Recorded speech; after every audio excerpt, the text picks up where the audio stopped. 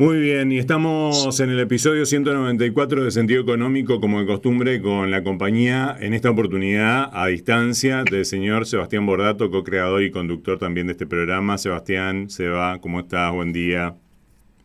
Buen día para todos. Como siempre, esto es radio en vivo. Después se sube al podcast y se inmortaliza para que todos puedan escucharlo de cualquier lugar del mundo. Así es, me gustaría que presentes vos a nuestro invitado porque tenés un conocimiento personal de él, además. No hace falta tanta presentación porque es de los más conocidos.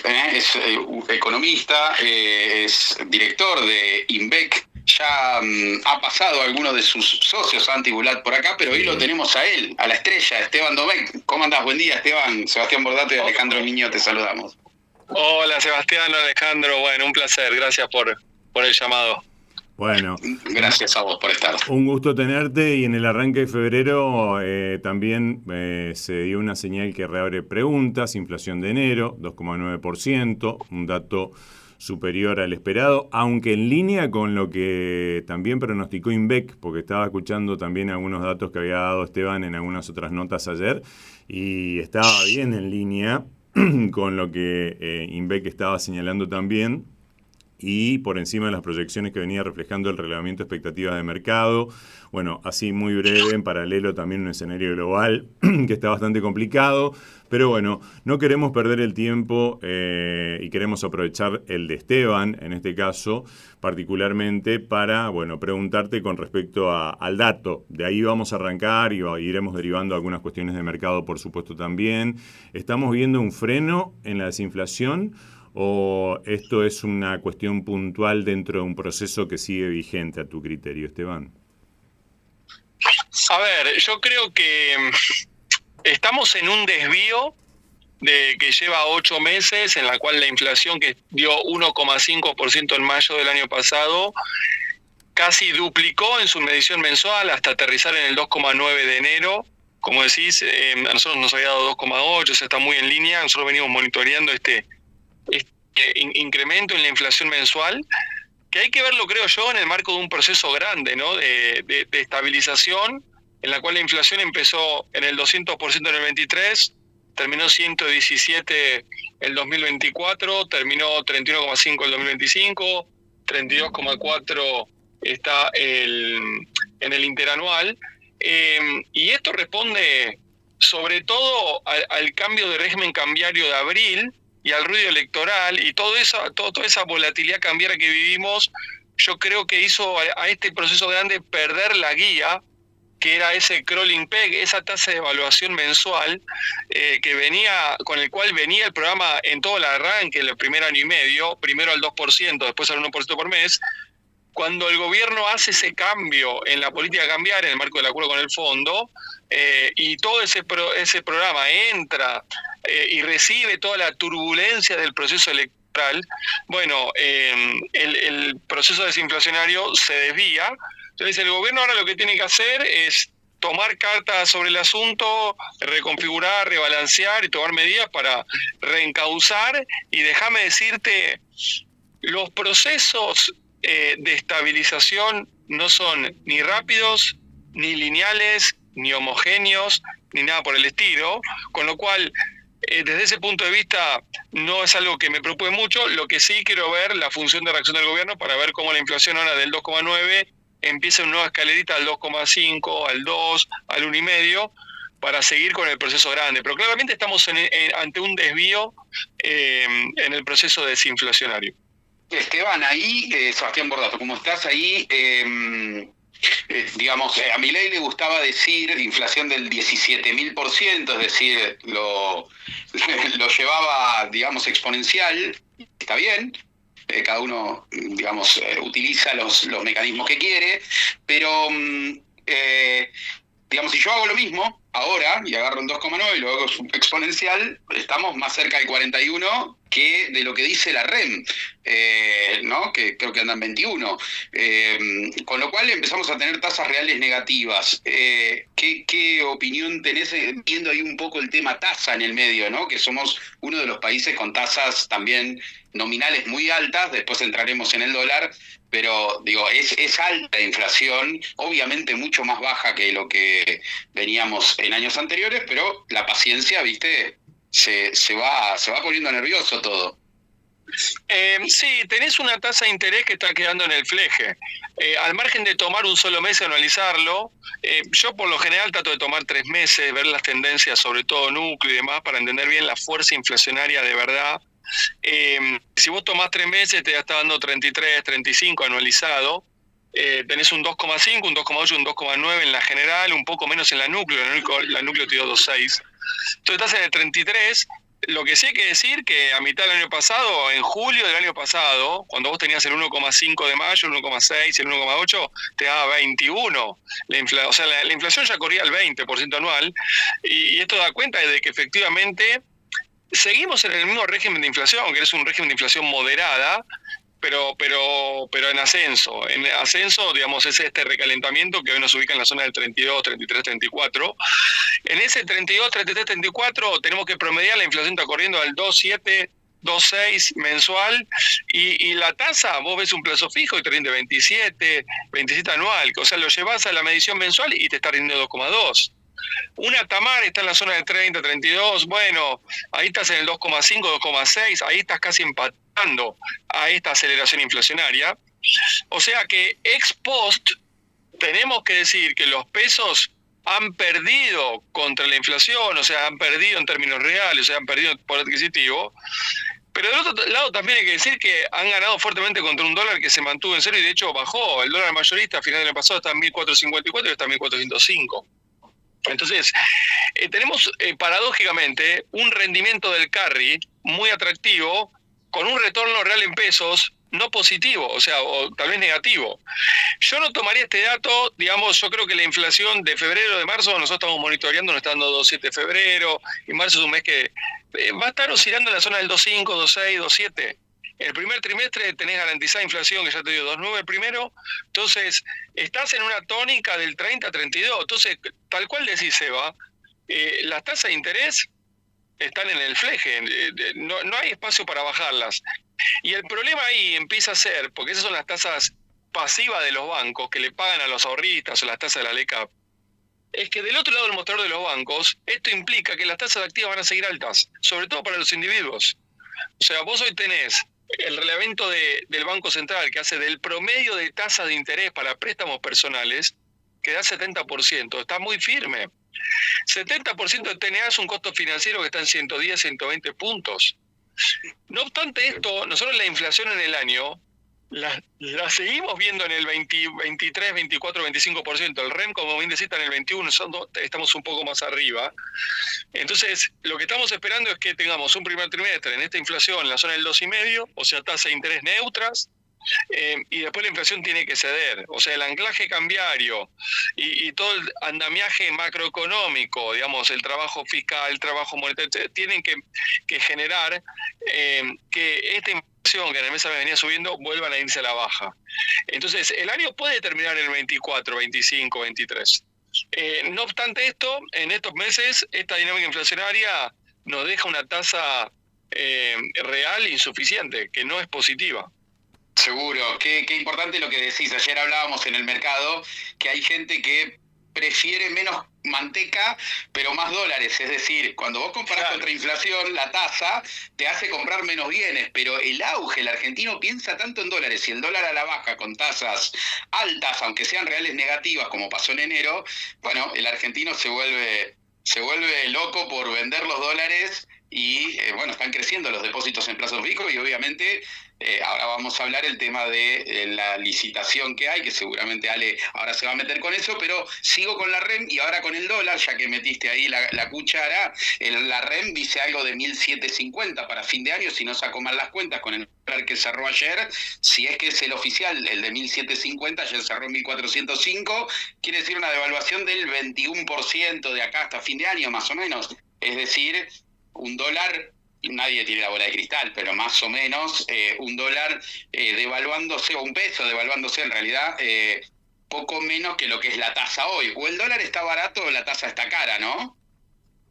Sí, bueno, en la perspectiva del REM, el 1.007 y pico que te da contra el dólar de 1.450 al final del pasado te da, como bien decís, una variación del tipo de cambio del 20-21% que está en línea con la inflación del REM.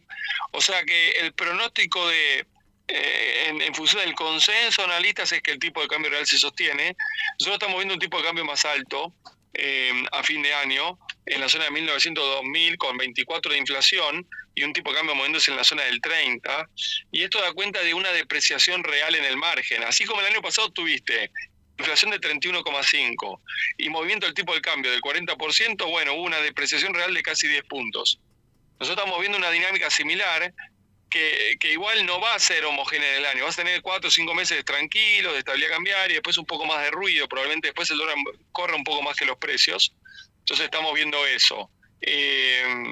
Así que bueno, y la tasa de interés va a ir bajando en la medida que la inflación vaya cediendo. Yo veo que de acá 3-4 meses la tasa de interés está en una especie de piso, me parece a mí, y después donde el gobierno pueda reencauzar el proceso desinflacionario, la tasa va a empezar a bajar nuevamente. La tasa de afuera está bastante firme, se esperan 1 o 2 bajas en todo el año nada más. El riesgo país, si bien bajó de la zona de 580, está en 500, le está costando al gobierno llegar al riesgo país a los 300 puntos. O sea, estos elementos están dentro de la tasa de interés. Y lo otro es la perspectiva inflacionaria, estás en la zona de 20 puntos. Tenés 21 puntos de perspectiva inflacionaria, 500 puntos de prima riesgo país, 400 puntos de tasa afuera, estás en 30 puntos de tasa. Bueno, si el riesgo país baja a 400 puntos, baja 100 puntos básicos en los próximos 2 meses y la tasa baja un poquitito y cede un poquito la perspectiva inflacionaria, bueno, tal vez la tasa de 30 local sea el 28. Pero mucho más que eso no espero en el corto plazo. Un riesgo país de 500 más que nada por reputación antes que por un cálculo técnico, podríamos decir, ¿no? El riesgo país es el diferencial de precio de los bonos, el diferencial de rendimiento de los bonos, que obviamente tiene un factor reputacional, tiene un factor político, tiene un factor externo. Déjame decirte hoy que lo externo está jugando muy a favor. O sea, el ENVI, que es el promedio de riesgo país de economías emergentes, está en 220 puntos y bajando. Así que hay un escenario financiero, a pesar de lo complicado que está el mundo, la verdad que es bastante positivo, pero sí, tiene un factor reputacional, tiene un factor que tiene que ver con el programa macroeconómico. El mercado está viendo cuál es la capacidad de repago de la Argentina, porque sigue con reservas netas negativas, sigue con salvataje de prestamistas de última instancia, como fue el fondo y Scott Bess el año pasado. Entonces, es una mezcla de todo. Ahí está la historia, está la política, está el mundo, está el programa, están las circunstancias, así que todo eso refleja un riesgo país de 500 puntos. Bueno, y con vencimientos como el de la T13F6 y nuevas letras apareciendo, ¿qué lectura haces del esquema financiero justamente del Tesoro y su sostenibilidad? Teniendo en cuenta también la licitación de hoy, ¿no? Sí, a ver, en el trasfondo, digamos, la sostenibilidad de la deuda depende fundamentalmente del anclaje fiscal, y el gobierno está recontra comprometido en esa materia. Han hecho un trabajo, la verdad que fenomenal, obviamente con consecuencias económicas, sociales y políticas, pero hay un compromiso firme de no moverse de este, vamos a llamarlo superávit fiscal o equilibrio fiscal, sobre todo de caja. Después, si hacemos la cuenta de los intereses que capitalizan, tenemos que hablar de que el 0,2 positivo del año pasado termina siendo para nosotros un 0,8 negativo, pero al margen de ese tecnicismo, digamos, vos tenés un gobierno, digamos, de la mano de este presidente que mantiene su firme compromiso en esta dinámica fiscal. En la medida que vos mantengas este compromiso, después lo que tenés que hacer es, uno, volver al mercado de capitales extranjeros, porque tenés un perfil de vencimientos de deuda en moneda extranjera, digamos, exigente para lo que resta del mandato. Entonces, yo digo, el 2026 y 2027 es inatravesable si Argentina no vuelve al mercado financiero de capitales, y en simultáneo vos tenés que ir roleando la deuda doméstica, viendo qué margen de maniobra tenés monetariamente hablando para eventualmente algunos vencimientos monetizarlos para abastecer un poco un eventual crecimiento, yo no veo mucho, pero tal vez crecimiento lento de la demanda de dinero. Entonces, el gobierno va a tener que ir convalidando estas tasas de interés, no tiene mucho más margen para bajarla, tiene que dar algún premio al mercado. Yo creo que van a seguir con esta misma estrategia que vimos en los últimos 2 meses. Claro, ahí un poco tu fuerte también, que es la actividad económica. Vos asesorás a muchas empresas. Te tuvimos en junio a través de Net Finance en Corrientes y seguramente te vamos a tener en Misiones muy pronto. Pero digo, tu espectro es este. Y ahí me parece que el gobierno pecó de que la demanda de dinero iba a crecer para estas fechas, después todo el descalabro por las elecciones. Y eso no estaría pasando también un poco porque esto es un plan de ajuste y como todo plan de ajuste tiene consecuencias en la actividad económica. Entonces ahí te pregunto, ¿vos ves que puedan liberar algo de encajes para que las tasas para las pymes sean un poquito más benévolas, a pesar de este dato de inflación que ahora le viene bien a ciertos sectores de la industria? Eran reales positivas, muy positivas, para contener, digamos, el tema del dólar. Eso afectó a gran parte de la actividad en muchos sectores, aunque es muy heterogéneo. ¿Qué visión estás viendo de crecimiento económico para este año? Y si ves que liberan un poquito como para que las tasas puedan bajar un poco, o eso no va a pasar con Milei. Yo creo que hay espacio para relajar monetariamente. A ver, vos hoy tenés un sesgo fiscal contractivo, un sesgo monetario contractivo, una política de ingresos contractivos, o sea, la inflación del 2,5, 2,8, 2,9, los ingresos están subiendo al 1,5, jubilaciones, saladas, etcétera.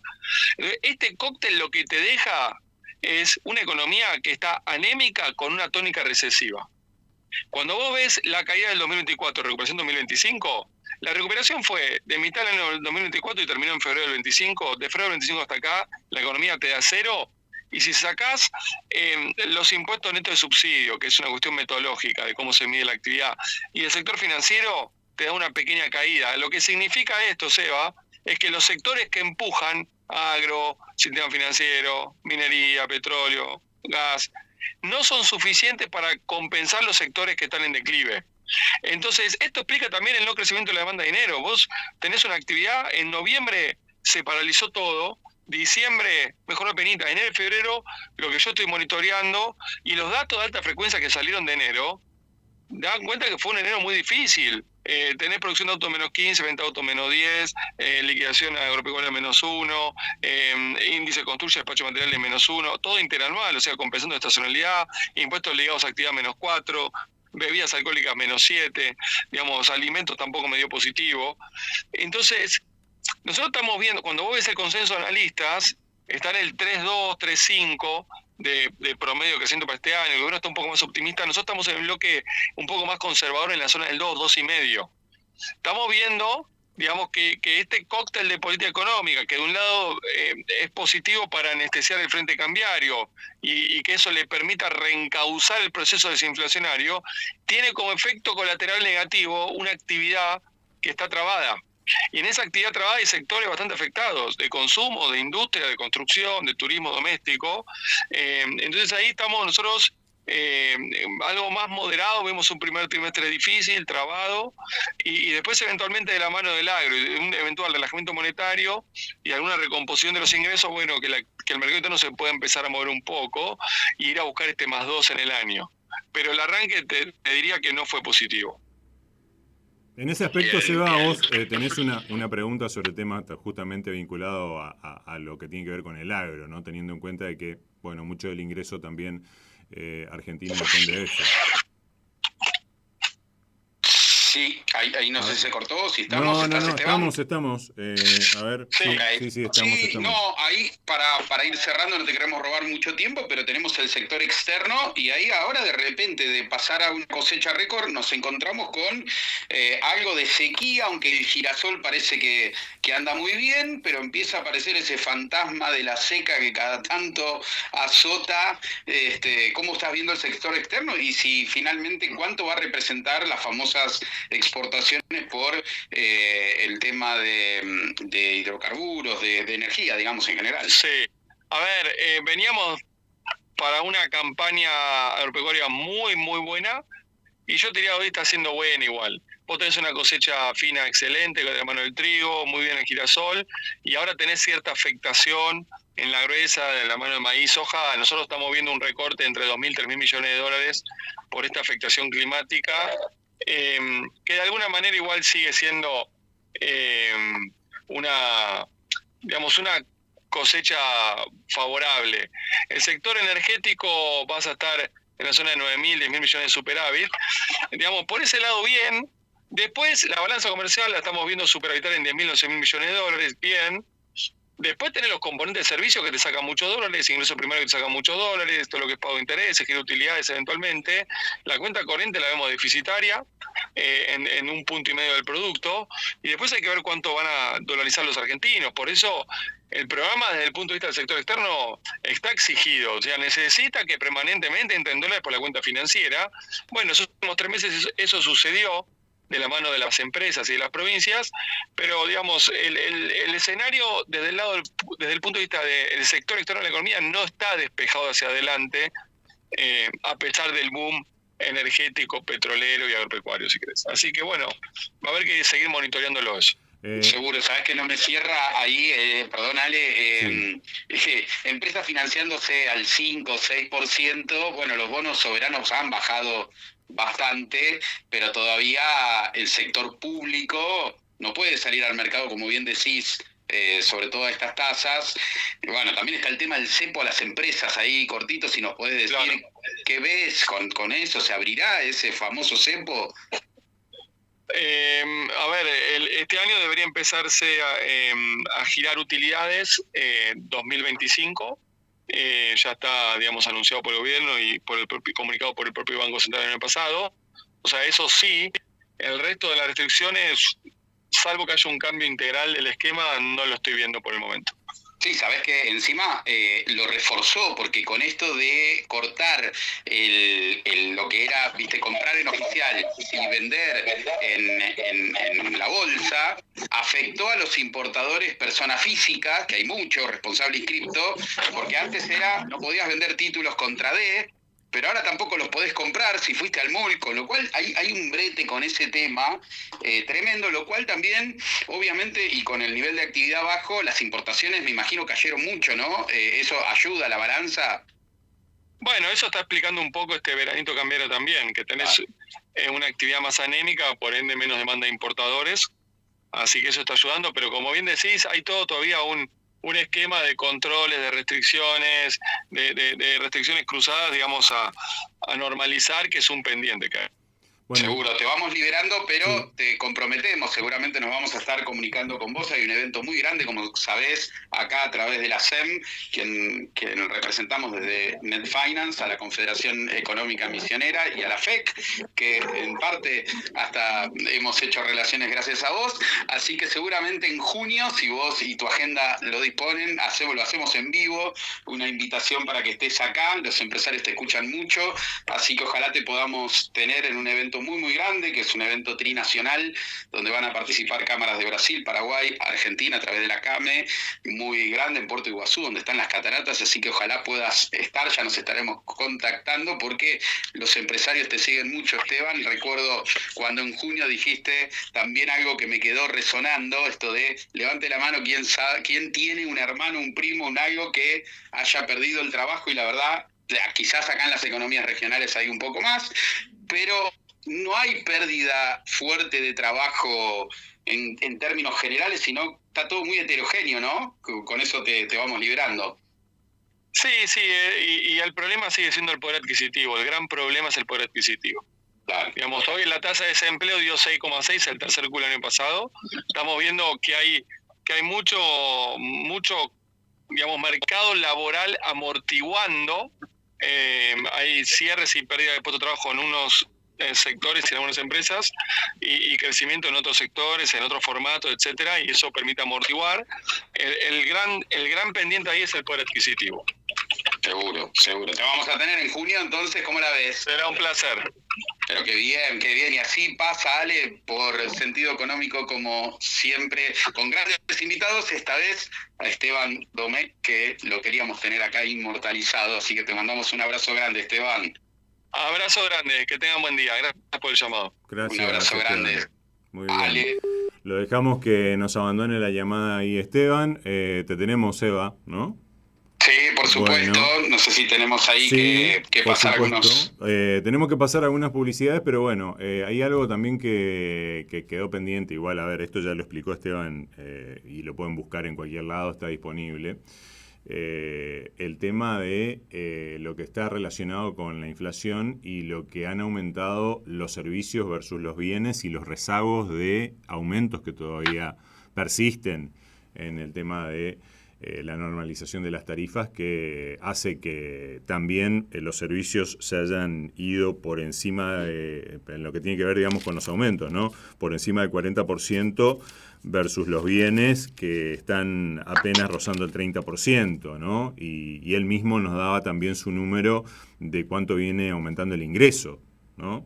Que un poco explica justamente esa sensación de ahogo, ¿no? Que por ahí está teniendo la gente, y de hecho, bueno, no tuvo ningún empacho de hablar de una actividad, en este caso económica, que está anémica a recesiva. Así que bueno, no hay mucho misterio que descubrir por ahí, Seba, pero bueno, está bueno también poder tener todos estos datos de primera mano con Esteban Domecq, que es el director de INVEC. Y además, esto se lo cuento también a la gente, creo que lo hemos comentado, porque a Esteban ya lo hemos tenido anteriormente acá en Sentido Económico, pero lo vimos personalmente en la Expo EFI del año 2024, ¿sí?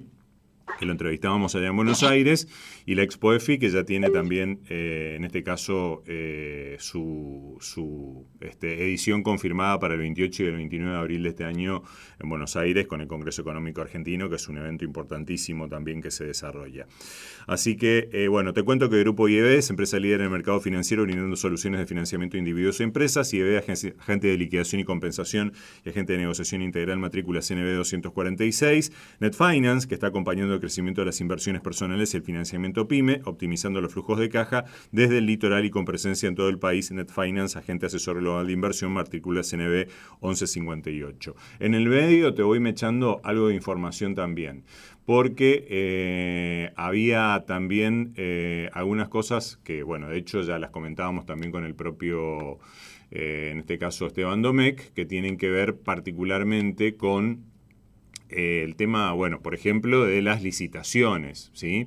Pero bueno, la semana pasada, Seba, trazábamos también un panorama de lo que vino siendo el mes de enero, ¿te acordás? Que lo hacías muy bien también, y lo describías magistralmente. Bueno. Seguro, hicimos un resumen de todo el despiole, sobre todo internacional, porque el epicentro en enero fue el propio Donald Trump, ¿no? Sí, exactamente. Bueno, si te parece, ya para ir cerrando también nuestro sentido económico esta semana, te voy contando que el S&P ayer cerró negativo 0,33%. Hubo un dato débil de ventas minoristas en Estados Unidos que reforzó la desaceleración económica. El Nasdaq 0,56% negativo también. El índice industrial Dow Jones 0,14% positivo. El de las Small Caps 0,34% negativo. En renta fija también tuvieron un rally, en este caso los bonos. A 10 años 4,14, igual mínimo un mes. Tasa a 2 años 3,46. El dólar global se siguió debilitando, tal como vos habías señalado la semana pasada. Bajó 0,34% el DXY.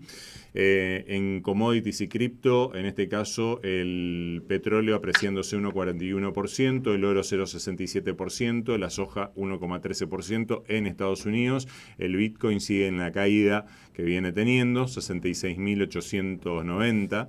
2,75% ayer, y en el último mes, ¿sabes cuánto cayó? 26%. ¿Cuánto? 26%, ¿sí? Ayer, increíblemente, las acciones argentinas, los ADR, cotizando afuera, muy fuerte positivo, a pesar de que el mundo fue un día no tan... Todo se veía rojo, pero poquito, tampoco fue un día negro. Pero Argentina, que tuvo volatilidad intradiaria importante, empezó a haber ciertos rumores, reuniones de Caputo con la Salic. Espero que no sean preanuncios, que después no sea lo que el mercado está esperando. El mercado está esperando varios drivers, entre ellos flexibilización con el régimen cambiario, es decir, todas estas restricciones, que si uso PIX en Brasil me pegan el MUL, que si uso MEP no puedo hacer, digamos, banco, si soy importador ni hablar, eso es un despiole por lo que expliqué hace un rato atrás. Pero retomo esto que dijiste del DXY porque simplemente muy rápidamente digo que es el dólar en Estados Unidos comparado contra una canasta de monedas. Uh-huh. Si lo mirás a un año, cayó 10%, es decir, el dólar vale menos, ¿sí? 10%, es muchísimo, vale. Y si lo mirás a un mes cayó, si lo mirás a 3 meses cayó, si lo mirás a 6 meses cayó. Es decir, el dólar se debilita y en algún momento vamos a tener seguramente algún impacto inflacionario en el país del norte. Nada es gratis, y esta expansión monetaria y baja de tasas seguramente va a tener sus consecuencias. Es lo que Trump quiere, a pesar de que hubo cambios. En mayo se va Powell y viene Walsh, y habrá que ver qué pasa, pero el DXY, que es el que muestra la fortaleza o la debilidad del dólar contra otras monedas importantes, sobre todo las que intercambia Estados Unidos con el mundo, bueno, se va debilitando y el mundo va buscando refugios, y ahí ya sabemos todo lo que pasó, ¿no? Ya te tiro los números del Merval para ir cerrando también, pero antes te cuento que Transporte Goichik, transporte de media y larga distancia para cargas generales, paletizadas, bebidas y contenedores en todo el norte argentino y Buenos Aires. Transporte Goichik, Casa Central en Corrientes 41, Alem, Misiones. Y Fontana Lubricentro, que levanta la bandera de que mantener tu vehículo en condiciones sea un disfrute. Venía Fontana Lubricentro en Libertad y Neuquén, aquí en Oberá, Misiones. Ayer Merval positivo, en pesos y en dólares. En pesos 2,82%, en dólares 3,10%, ¿sí? Hubo algunos papeles destacados, con subas, por ejemplo, de TGN más del 5%. En el mercado cambiario, un dólar a la baja, ¿sí? A propósito de lo que charlábamos con Esteban, 1.406 el oficial, compró el Banco Central 42 millones, viene acumulando 535 millones en el mes, y sabes que ya lleva 27 ruedas consecutivas de compra, el Banco Central, en lo que tiene que ver con reservas, ¿sí? Así que bueno, y hoy va a ser la primera licitación del Tesoro de febrero, con instrumentos que hay en tasa fija, SER, TAMAR, Dólar Linked, para cubrir vencimientos por aproximadamente 8 billones de pesos que están íntegramente en manos privadas, así que veremos. Claro que con este nivel de dólar el gobierno quizás se pueda dar el lujo, lo que hablábamos recién, si el inversor quiere más mantecas o el inversor quiere más dólares. ¿Qué significa esto? Que si la tasa es negativa en cuanto a la inflación, porque son 3 variables, inflación, tasa de interés y dólar, pero vos sabés que si, no sé, estás en una TEM de 2,5, ¿sí? De 2,5 mensual, si el dólar sigue bajando, vos podés ganar mucho más, que es lo que pasó en dólares, comprando activos en pesos, el famoso carry trade. Claro. Ahora, si la inflación es del 2,9, vos estás comprando menos mantecas, pero al inversor mucho no le importa eso. Hay un auge, hago plazo fijo, hago lo que sea, y bueno, atenti, porque sí, podés ganar en dólares. Esto ya pasó en el 2024, te acordarás. Uh-huh. Todo el 2024, Ale, si bien el dólar abrió en 1.000 y cerró en 1.000 o 1.100, casi no se movió, en el medio tocó 1.500, hablo del 2024, no del 2025, entonces tuviste grandes performances, como incluso la bolsa, que en dólares rindió, no sé, 120% el promedio, pero la inflación fue del 120%, es decir,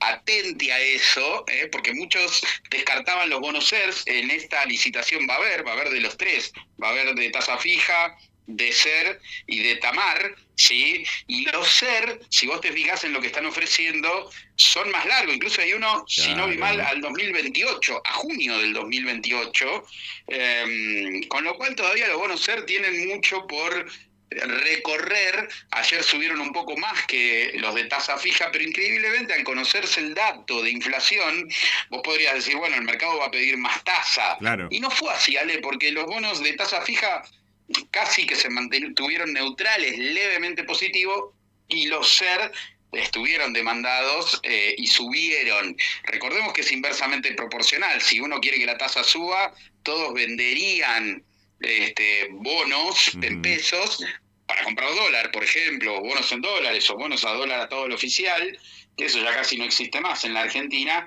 atentis porque a este tipo de cambio empieza a parecer tentador también dolarizarse, ¿no? Así que, bueno, Sí. no tenemos la bola de cristal, pero habría que sacar la cuenta bien finita. Los break-even se llama, de cuánto te rinden pesos en función del dólar, son muy tentadores. Entonces vos podés decir, bueno, no me importa si el dólar se va a 1.750, porque aún a 1.750, si yo compro el CAPS de acá hasta fin de año, probablemente termine ganando en dólares, siempre que esté hasta ese nivel. Y obviamente también recordemos que ahora las bandas se amplían en función a la inflación pasada, Exactamente, claro.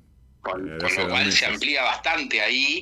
Y bueno, hay que hacer mucha cuentita fina mientras estemos con este cuasi cepo o control de cambios que todavía hay. Argentina tiene control de cambios para las empresas jurídicas y por eso es que existen las bandas cambiarias que no existen en ningún lugar del mundo, ¿no? Tal cual. Bueno, así que sacaremos cuentas. Por lo pronto, anota 194. Ese número, tildalo ya con verde porque es el número de episodio que acabamos de terminar, Seba Bordato. Qué placer compartirlo con vos, con los oyentes en vivo en Radio Show, como siempre desde Oberá para el resto del mundo, en mi caso desde Posadas, y después poder subirlo a las distintas plataformas, entre ellas la más escuchada, la de Spotify. Así es. Hasta la próxima. Nos reencontramos. Un cariño grande para todos. Abrazo, Ale. Chau. Esto fue Sentido Económico, episodio 194, aquí en nuestra mañana también de Radio Show en vivo.